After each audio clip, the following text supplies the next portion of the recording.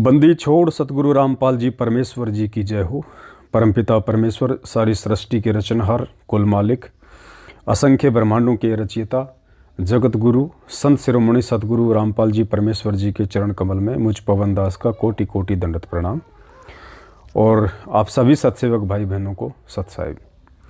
पुण्यात्माओं, दास की एक छोटी सी प्रार्थना थी आप सभी भाई बहनों से, क्योंकि ये सत का मार्ग है और हम सब उस परमेश्वर के बच्चे हैं और हम सब एक दूसरे के समानांतर हैं। चाहे कोई आज परमेश्वर से जुड़ा हो, चाहे कोई 20 साल पहले उस परमेश्वर से जुड़ा हो, चाहे आगे कोई जुड़ेगा, क्योंकि भक्ति मार्ग में कोई सीनियरिटी और जूनियरिटी नहीं होती है। चूँकि दास भी एक जीव है और जब बहुत सारी चीज़ें दास को भी समझ में नहीं आती हैं तो दास भी अपने भगत भाई बहनों से सलाह ले लेता है, क्योंकि पहले तो दास परमात्मा से ही प्रार्थना करके उनसे सद्बुद्धि की उनसे प्रार्थना करता है। परमेश्वर दास को सत्प्रेरणा करते हैं, उस आधार से दास फिर कोई ऑडियो वीडियो संगत में वायरल करता है।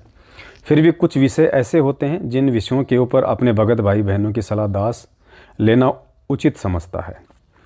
तो दास यहाँ पे आपको एक भोग आरती का वीडियो का लिंक शेयर कर रहा है, जो परमेश्वर ने दास से एडिट करवाई है। एक नई भोग आरती के रूप में एक वीडियो बना है, जो हम सात संगतियों में परमेश्वर को भोग लगाते हैं, हलवा राम का या फल फ्रूट का, भंडारे का। उसके साथ में जो 40 या 42 मिनट की एक भोग की आरती है, उस भोग आरती में कुछ एडिट किया गया है। उससे संबंधित दास ये ऑडियो आप जियों तक भेज रहा है। ऑडियो को आप जी पहले पूरा ध्यान से अच्छे से आप इसको सुने। सुनने के बाद आप जी 5-10 मिनट इस पे विचार करें। आप गुरुदेव से सद्बुद्धि मांगिए और आपका उस भोग आरती के वीडियो के कमेंट्स बॉक्स में या वैसे किसी भी ग्रुप में जो भी आप अपना कमेंट्स डालें, आप अपने विचार रखें, तो वो कोई जल्दबाजी वाले ना हो, कोई जोश में होश खोकर बताने वाली बातें ना हो, उत्तेजना वाली बातें ना हो। बहुत सोच समझ के कि वास्तव में ये ठीक है या नहीं है, ऐसा ही होना चाहिए या नहीं होना चाहिए, या आगे ऐसा ही होगा। इन सभी बातों पे गंभीरता से विचार करके आप जी अपनी राय देना। तो बात ये है कि परमेश्वर ने भोग आरती में कुछ एडिट करवाया है।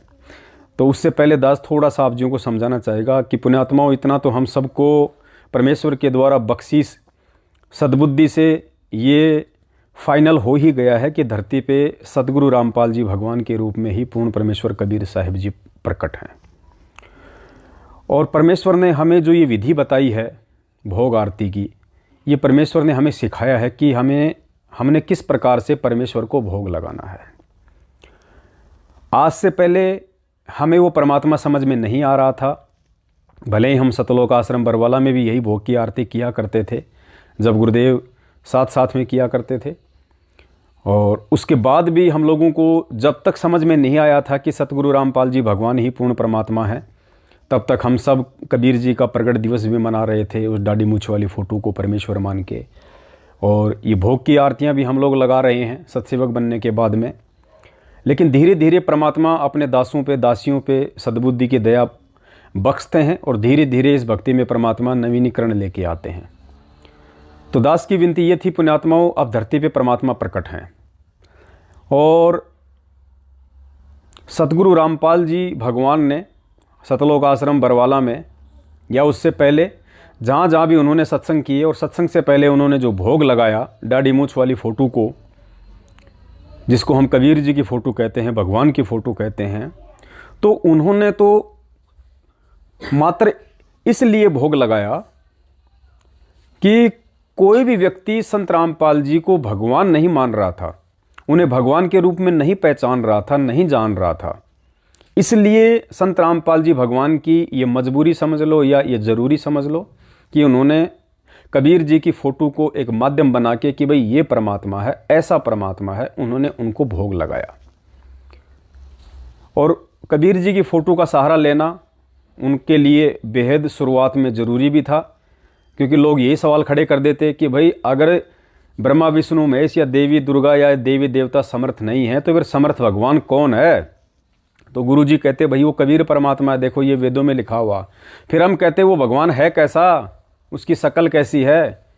तो फिर परमेश्वर ने इस चीज़ के लिए उस दाढ़ी मूंछ वाली उस फोटो का सहारा लिया, उन नीचे के देव देवताओं की भक्ति को छुड़वाने के लिए, उन आदि अधूरी शास्त्र विरुद्ध साधनाओं से हम आत्माओं को दूर करने के लिए परमेश्वर ने फिर उस दाढ़ी मूंछ वाली फोटो का सहारा लिया कि भाई ऐसा है परमात्मा। क्योंकि गुरुजी कह दें उस समय कि मैं परमात्मा हूँ, मैं हूँ वो कबीर, आज मैं इस रूप में आया हुआ हूँ, या 650 साल पहले भी मैं इसी रूप में आया था, हमने थोड़ी देखा था वो रूप, तो भी कोई मानने को तैयार नहीं होता। जब आज इतने वर्षों के उनके संघर्ष के बाद उनके भगत ही उन्हें भगवान के रूप में स्वीकार करने को तैयार नहीं है, तो फोटो का सहारा परमेश्वर ने इसलिए लिया और उसी परमात्मा को परमात्मा मान के उसी दाढ़ी मूंछ वाली फोटो को भगवान कह के उन्होंने भोग लगाया। अब पुण्यात्माओं, चूंकि आज हमें यह समझ में आ गया कि वो असली कबीर परमात्मा तो सतगुरु रामपाल जी परमेश्वर हैं, तो पुण्यात्माओं आज हम किसको भोग लगाएंगे? आज हम सामने किसकी फोटो रख के, हम उनके समक्ष भोग प्रसाद बना के रख के हम किसको भोग लगाएंगे? सतगुरु रामपाल जी भगवान को, उनकी फोटो के आगे। चलो आज तो हम फोटो के आगे लगा रहे हैं, कल को गुरुजी आश्रम में भी आएंगे, और अब की बार जब परमेश्वर आश्रम में आएंगे तो उस समय आएंगे जब प्रत्येक आत्मा को जो प्रभु प्रेमी होगी, जिसको परमात्मा की प्यास होगी, जिसको मोक्ष चाहिए, उन आत्माओं को परमेश्वर ये जचा देंगे कि धरती पे भगवान कौन है, हमने किसकी भक्ति करनी है, हमने किस परमात्मा को और कौन से परमात्मा की तस्वीर को, उनके स्वरूप को अपनी अंतरात्मा में बैठाना है। ये सारी बातें परमात्मा जेल से आने से पहले पहले प्रभु प्रेमी उस प्रत्येक आत्मा के हृदय में समा देंगे, जचा देंगे। तो भोग अब जब गुरुदेव आश्रम में आएंगे जहाँ भी, तो भोग पुण्यात्माओं हम किसको लगाएंगे? हम दाढ़ी मूंछ वाली फ़ोटो को रख के भोग नहीं लगाएंगे। हम दाढ़ी मूंछ वाली फ़ोटो को ये सोच के कि ये कबीर परमात्मा है, हम भोग नहीं लगाएंगे। हम अपने पूज्य गुरुदेव भगवान को भोग लगाएंगे। हम पूज्य गुरुदेव भगवान को सिंहासन पे बैठाएंगे। हम उनसे विनती करेंगे, हम उनसे प्रार्थना करेंगे, हम उनके चरणों में गिड़गिड़ाएंगे कि हे परमपिता परमेश्वर, आपके दासों ने, आपके दासियों ने परमेश्वर आपके द्वारा बख्शी सद्बुद्धि से आपकी पहचान कर ली है परमेश्वर। तो हम विनती करेंगे और परमेश्वर फिर अंतर्मन के भावों को भी जान जाएंगे कि वास्तव में हृदय से इन्होंने मुझे परमेश्वर के रूप में स्वीकार किया है या नहीं किया है। तो आश्रम में पुण्यात्माओं सिंहासन पे बैठा के आप और हम सभी भगत भाई बहन लाखों की संख्या में सामने खड़े होके हम किनके सामने 56 प्रकार के व्यंजन भोग लगा के भोग लगाएंगे? सतगुरु रामपाल जी परमेश्वर जी के, यानी सामने गुरु जी बैठे होंगे सिंहासन पे। हम सब अपने हाथ में भक्ति बोध लेके हाथ जोड़ के हम अपने गुरुदेव भगवान को भोग लगाएंगे। तो पुण्यात्माओं, ये जो एडिट जो इस आरती में जो किया गया है, जिसमें गुरुदेव बोलते हैं कि भाई आप सभी पुण्यात्माओं से ये प्रार्थना है, परमेश्वर को भोग लगने जा रहा है, सभी आत्माएं यहाँ पे आने की कृपा करें। तो पुण्यात्माओं, उस समय क्या आपकी आत्मा इस बात को स्वीकार करेगी?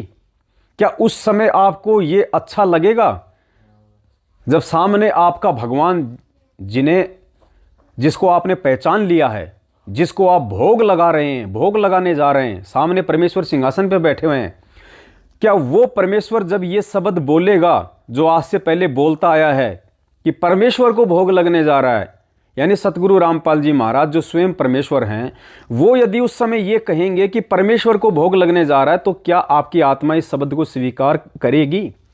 क्या आप ऐसा चाहेंगे कि गुरुदेव अब भी ऐसा बोलें? क्या गुरुदेव अब भी ऐसा ही बोलें कि परमेश्वर को भोग लगने जा रहा है, जबकि हमें समझ में आ गया कि हमारा असली परमेश्वर कौन है? क्या हम चाहेंगे कि गुरुजी अब भी ये शब्द बोलें कि परमेश्वर को भोग लगने जा रहा है? हम कैसे इन शब्दों को हम सुन सकते हैं उस समय जब हमें भगवान की पहचान हो गई? तो ये जो शब्द था मोकू कहाँ ढूंढे रे बंदे मैं तो तेरे पास में। इससे पहले गुरुदेव भोग की आरती के लिए अपने भक्तों से विनती करते हैं, प्रार्थना करते हैं और कहते हैं कि भगवान को भोग लगने जा रहा है। ये शब्द को परमात्मा ने इस आरती से हटवा दिया है और इस शब्द की जगह परमेश्वर ने जो है दास की आवाज़ में, आवाज़ पुण्यात्माओं किसी की भी हो सकती है, दास की भी हो सकती है, आपकी भी हो सकती है। यदि आप बना सकते हैं तो आप भी बनाइए, इसमें कोई डर नहीं है, कोई संशय नहीं है। लेकिन जो बनाने वाला है वो परमात्मा का सच्चा भगत होना चाहिए। उसके मन में गुरुदेव के प्रति किसी प्रकार की कोई मीन में कोई संशय, कोई शंका नहीं होनी चाहिए। यदि उसके मन में, उसके अंतरात्मा में यदि इस परमेश्वर को लेकर कोई त्रुटि होगी तो वो शब्द उसके काम नहीं करेंगे, वो स्वीकार्य नहीं होगा, उल्टा वो दोषी बन जाएगा। तो बनाने को तो कोई भी बना सकता है, कोई भी अपनी आवाज़ डाल सकता है, उसमें कोई बड़ी बात नहीं यदि कोई भगत है तो दास ने आरती बनाई है, इसलिए दास ने अपनी आवाज़ में और अपने भगत भाई बहनों को जो है प्रार्थना स्वरूप में ये शब्द कहे हैं कि भाई, जैसा कि आप जी सुनेंगे अभी आगे चल के उस आरती में, जिसमें शुरू में कहा गया है कि सत साहिब पूर्ण परमात्मा, सारी सृष्टि के रचनहार, कुल मालिक, कबीर परमेश्वर, तीनों लोकों में प्रवेश करके सबका धारण पोषण करने वाले जगत गुरु संत श्रोमणी सतगुरु रामपाल जी भगवान की जय हो। और फिर उसमें कहा गया है आगे कि पूर्ण परमेश्वर के आश्रम में उपस्थित आप सभी भक्त भाई बहनों से प्रार्थना है, पूर्ण परमेश्वर गुरुदेव भगवान सतगुरु रामपाल जी परमेश्वर को भोग लगने जा रहा है और आप सभी आत्माएं आरती में शामिल हों।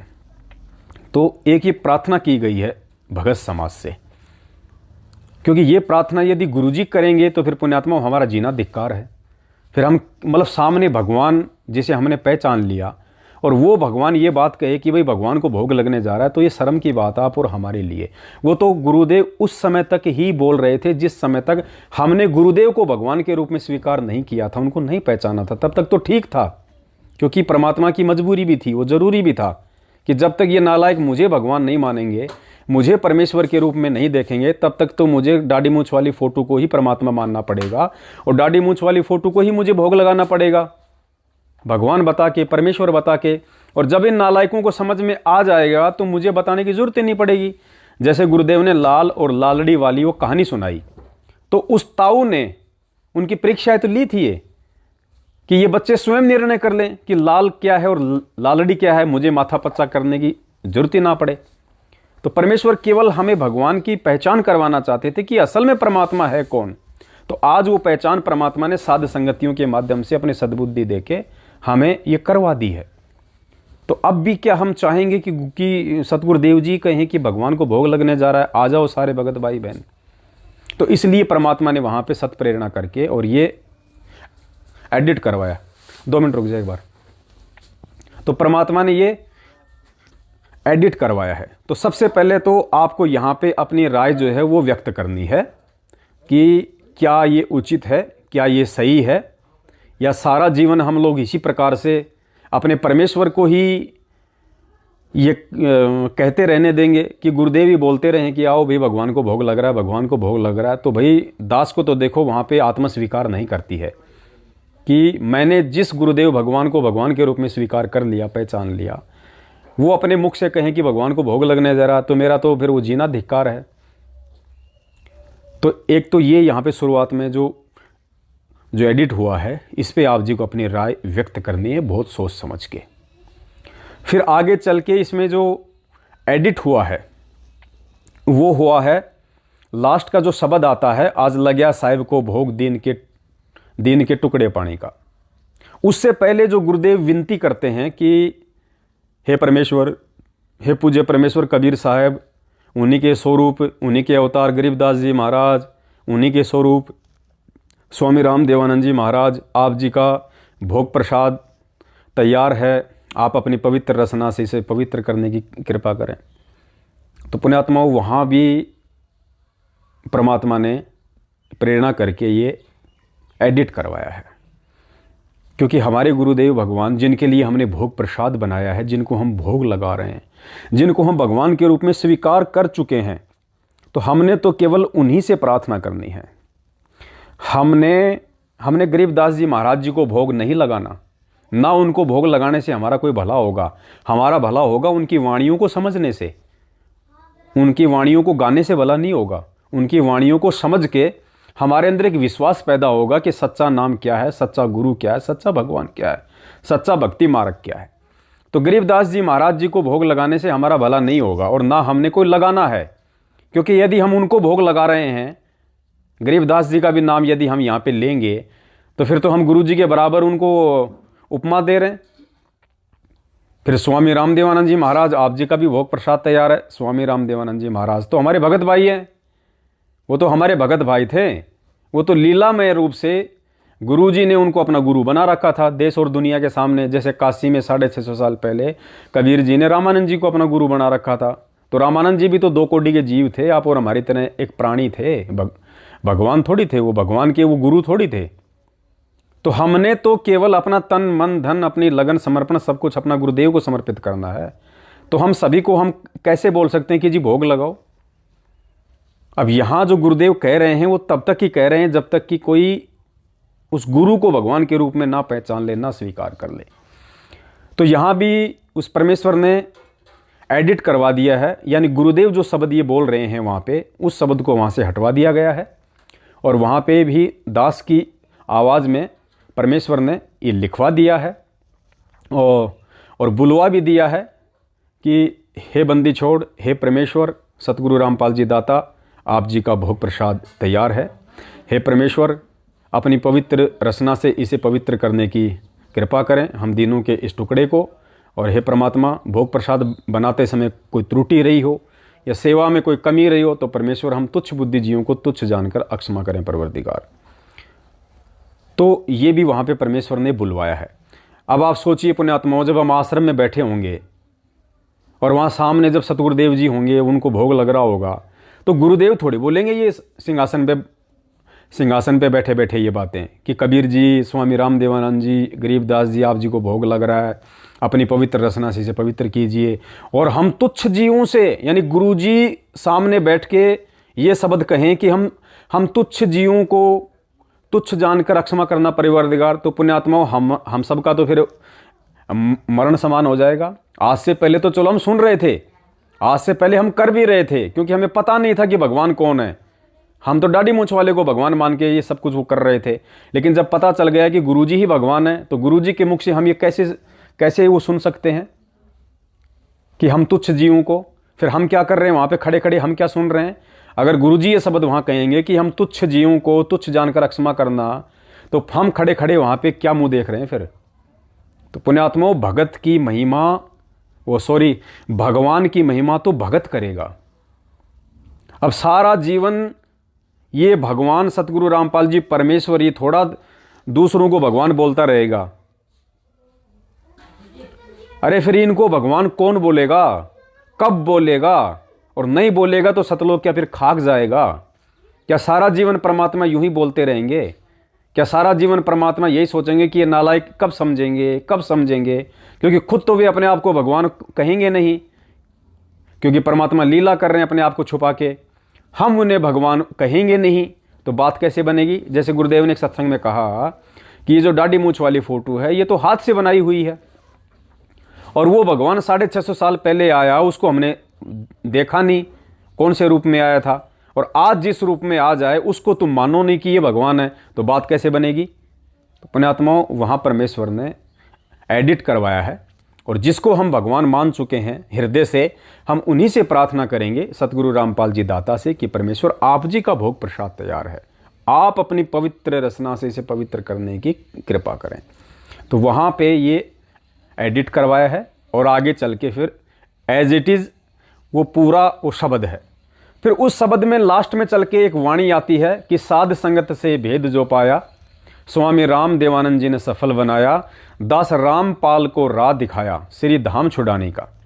तो वो वाणी वहाँ से जो है परमेश्वर ने प्रेरणा करके वो हटवा दी है, क्योंकि वो वाणी गुरुजी ने अपने मुंह बोले गुरुजी के लिए, गुरु शिष्य परंपरा को बनाए रखने के लिए, और एक भगत के लिए भगवान या गुरु का रोल कितना अहम है उसको दर्शाने के लिए गुरुदेव ने वो वाणी वहाँ पे जो है वो जोड़ी हुई है। तो अब सोचो, सामने बैठे हैं गुरुजी सिंहासन पे, हम भोग लगा रहे हैं, और गुरुजी ये शब्द कहें कि साध संगत से भेद जो पाया, स्वामी राम देवानंद जी ने सफल बनाया, दास रामपाल को राह दिखाया। तो पुण्यात्माओं, हम कैसे ये शब्द वो सुन सकते हैं अब भगवान समझ में आने के बाद में? क्या हम ये शब्द हम सुन सकते हैं कि हमारी आत्मा इन शब्दों को स्वीकार करेगी कि दास रामपाल को राह दिखाया? किसने? स्वामी रामदेवानंद जी महाराज जी ने। तो जब रामपाल जी को ही राह दिखाने वाले रामदेवानंद जी महाराज हैं, तो फिर तो रामदेवानंद जी को भोग लगाना चाहिए। फिर हम रामपाल जी भगवान को भोग क्यों लगा रहे हैं? तो वहां से ये वाणी परमात्मा ने हटवा दी है। तो ये 3 जो है वो चेंजेस इस वाणी में हुए हैं। और पुण्यात्माओं, सारा विधान परमात्मा का आने वाले समय में चेंज होगा, ये बदलेगा। क्योंकि अभी तक तो उस परमात्मा ने केवल हमारे को समझाने के लिए ये रिहर्सल की है, अपने आप को दास के रूप में, अपने आप को एक भगत के रूप में, अपने आप को एक तुच्छ जीव के रूप में साबित करते हुए, ताकि हम समझें। जैसे जब बच्चा जब पहली उसमें जाता है, LKG में, जब पहली कक्षा में बच्चा जाता है, तो वो टीचर की मजबूरी होती है उसको बोल बोल के सुनाना, A for Apple, A for Apple. अरे ऐसा नहीं है कि उस टीचर को आता नहीं है, या वो टीचर जानता नहीं है कि A4 का मतलब एप्पल होता है, या वो टीचर गा के बोलेगा तो ही वो टीचर वो इस चीज़ को समझ पाएगा। टीचर को तो सब पता है कि एप्पल क्या होता है, एप्पल की स्पेलिंग क्या है। वो हम नादानों को समझाने के लिए इस तरह की वो एक्टिंग करता है। और जब वो बच्चे वो समझ जाते हैं कि A4 की एप्पल का मतलब सेब होता है, उसके बाद ना तो वो टीचर गाता है और ना वो बच्चे वो इस प्रकार से वो गा गा के करते हैं। उनको फिर आ जाता है उनको समझ में। फिर उस टीचर को गाने की आवश्यकता नहीं पड़ती, उस टीचर को माथापच्ची करने की आवश्यकता नहीं पड़ती। उसको तब तक की आवश्यकता है जब तक वो बच्चे इस बात को अपने हृदय में ना संभालें कि एप्पल का मतलब सेब होता है। तो गुरुदेव कबीर जी की दाढ़ी मूंछ वाली फोटो को भगवान के रूप में तभी तक पेश कर रहे हैं और तभी तक अपने आप को एक भगत और एक दास के रूप में पेश कर रहे हैं, जब तक कि उनके बच्चे उनको भगवान के रूप में स्वीकार ना कर लें कि एप्पल का मतलब सेब होता है, कि संत रामपाल जी का मतलब भगवान होता है। जब तक इस बात को हम स्वीकार ना कर लें। तो ये छोटा सा दास की एक प्रार्थना थी जो आप सभी भाई बहनों से दास सलाह लेना चाहता है। देखो पुण्यात्माओं, हो सकता है दास इसमें गलत भी हो सकता है, क्योंकि मैं भी 2 कोटि का जीव हूँ, और इसलिए दास नहीं चाहता कि इस भक्ति मार्ग में किसी भी प्रकार की कोई त्रुटि हो। क्योंकि आने वाले समय में तो शब्द भी सतगुरु रामपाल जी भगवान के लिए शब्द बनेंगे, भजन बनेंगे, वाणियाँ बनेगी, तो कौन कौन बनाएगा, कौन गाएगा? उनके भगत ही गाएंगे। जैसे आज शेरावाली माता के कितने भजन बने हुए हैं, बाबा श्याम जी के कितने भजन बने हुए हैं, रामचंद्र जी के, हनुमान जी के लाखों भजन बने हुए हैं। कौन गा रहे हैं? वो हनुमान जी ने थोड़े गाए अपने लिए। आज उनको जो भक्ति कर रहे हैं, जो उनको अपने भगवान के रूप में मानते हैं, वही लोग उनके लिए आज वो भजन गा गा के उनकी महिमा का गुणगान कर रहे हैं।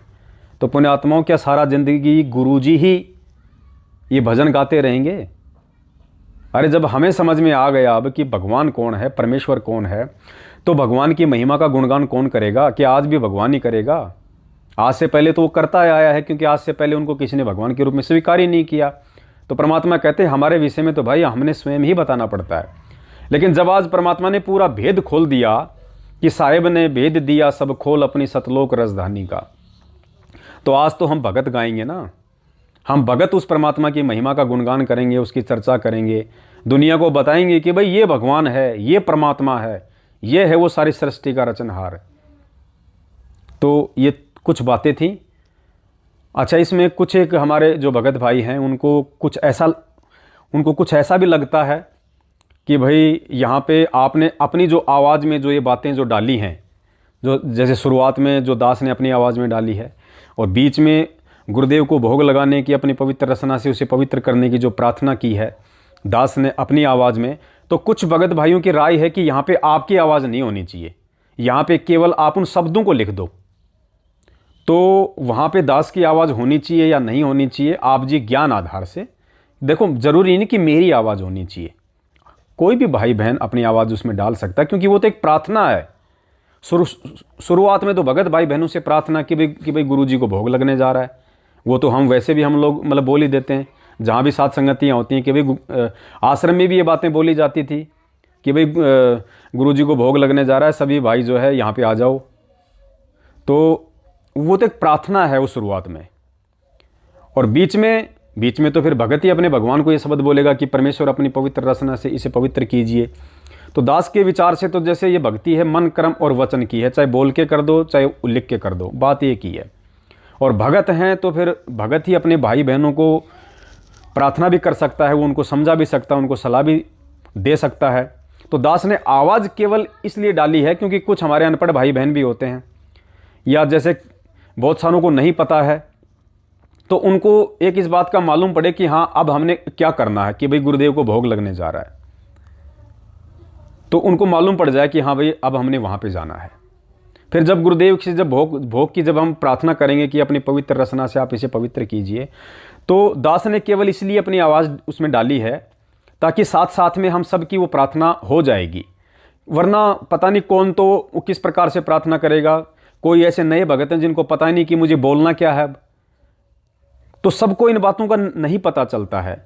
तो इसलिए कि वो सबकी प्रार्थना हो जाए, क्योंकि सामने मान लो अगर दास बोल रहा है अपने गुरुदेव भगवान से प्रार्थना कर रहा है, तो अगर कोई नहीं भी बोल पाएगा तो दास के साथ साथ उसका मन तो चलेगा, उस आवाज़ के साथ साथ हर आदमी का जो मानसिक रूप से तो प्रार्थना हो ही जाएगी।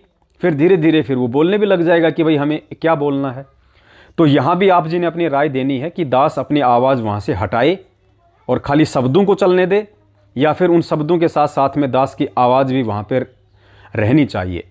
देखो इसमें कोई ये पक्ष और विपक्ष से दूर हट के आप ये ना सोचिए कि ये पवन भगत जी हमें बोल रहे हैं या पवन भगत जी हमें ये कमेंट्स मांग रहे हैं। दास की जगह यदि कोई दूसरा भाई भी आपसे राय मांगता, उस हिसाब से आपने बहुत सोच समझ के कि जो परमेश्वर ने ये जो 42 मिनट का जो ये आरती जो बनवाई है यूट्यूब पे दास ने डाली है, जो लिंक दास ने आपको भेज दिया, जिसको पूरा देख के या उन चेंजेस को देख के, जहाँ जहाँ ये चेंजेस हैं खाली उनको चेक करके, और आपको लगे कि वास्तव में ये सही है या गलत है, तो आप जी अपनी राय शॉर्ट में आप जी ज़रूर दें। इसमें कोई ज़रूरी नहीं है, हो सकता है दास भी इसमें कुछ गलत हो सकता है, या हो सकता है जिस भाई बहनों को समझ में नहीं आ रहा उनकी भी कोई त्रुटि हो सकती है। तो अगर दास की त्रुटि है तो आप दास को बताइएगा, दास अपनी गलती को स्वीकार करेगा, दास फिर इस चीज़ को यहाँ से हटा देगा। फिर जैसा भाई हो रहा है फिर उसी को चलने दो, कोई दिक्कत नहीं है। बाकी दास की आत्मा तो स्वीकार इस बात को बिल्कुल नहीं करेगी। दास तो भाई जो परमात्मा जो प्रेरणा करेगा, ठीक है भाई, संगत पे दास इस चीज़ को ज़बरदस्ती लागू नहीं करेगा अगर आप लोगों को समझ में अभी तक नहीं आ रहा है तो। लेकिन दास तो उसी हिसाब से करेगा जिस हिसाब से परमेश्वर ने ये आरती जो ये सेट करवाई है। बाकी संगत पे दास फिर इसी वीडियो को हटा देगा, यूट्यूब पे नहीं डालेगा, क्योंकि ये दबाव का मार्ग नहीं है, ये किसी की आत्मा को कोई मतलब आघात पहुंचाने वाला ये मार्ग नहीं है। तो मेरी वजह से या इस वीडियो की वजह से या मेरी आवाज़ की वजह से यदि किसी को कोई चोट पहुंचे, किसी को अच्छा ना लगे, तो दास इस वीडियो को यूट्यूब से हटा देगा। और साथ संगतियों में जिस प्रकार से जो परमेश्वर को भोग लगता आ रहा है उसी हिसाब से भोग लगता रहेगा। बाकी दास अपने घर पे तो जैसे दास को परमेश्वर ने प्रेरणा की उस हिसाब से दास अपनी आरती करता रहेगा। तो ये कुछ बातें थी। तो दास की विनती है हाथ जोड़ के आप सभी भगत भाई बहनों से, आप जी बहुत सोच समझ के और इस पे अपने इस पे अपने कमेंट्स दें, इस पे अपना राय दें। सत साहिब बंदी छोड़ सतगुरु रामपाल जी परमेश्वर जी की जय हो। सत साहिब।